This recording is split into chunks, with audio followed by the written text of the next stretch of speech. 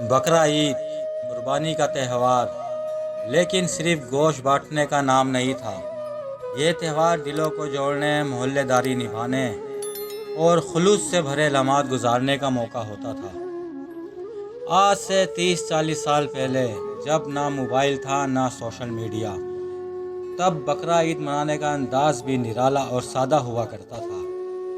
عید سے کئی دن پہلے گلیوں میں بکرے، دمبے، گائے لائے جاتے۔ بچوں کی عید تو اسی دن ہوتی جب بکرا گھر آتا۔ ہر بچہ اسے اپنا دوست سمجھتا۔ بکرے کو نہلاتے، سجاتے، اس کا نام رکھتے، چنو، راجا، ببلو جیسے پیار بھرے نام۔ محلے میں مقابلہ ہوتا، کس کا بکرا زیادہ خوبصورت ہے، کس کی گائے زیادہ بھاری ہے۔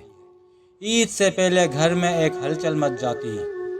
خواتین گوشت پکانے کے لیے مسالے تیار کرتی، چکی پر مسالے پیسے جاتے، چھریاں تیز کی جاتی، بڑے برتن دھوئے جاتے اور کسائی کی بکنگ یاد سے کر لی جاتی۔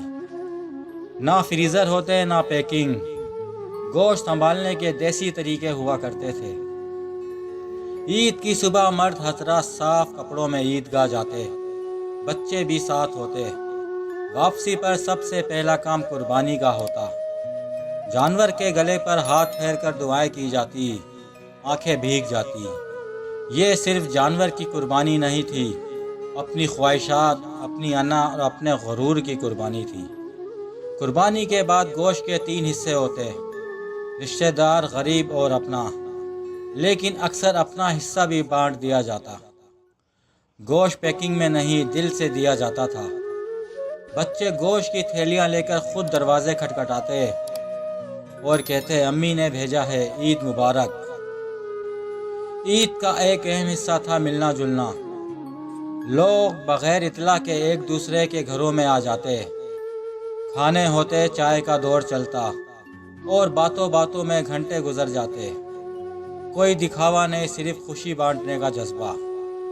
آج ٹیکنالوجی ہے، سہولتیں ہیں، لیکن وہ پرانا خلوص، وہ سادگی، وہ اپنائیت کہیں پیچھے رہ گئی ہے۔ پرانے زمانے کی بقرہ عید شاید سادہ تھی، لیکن دل سے منائی جاتی تھی۔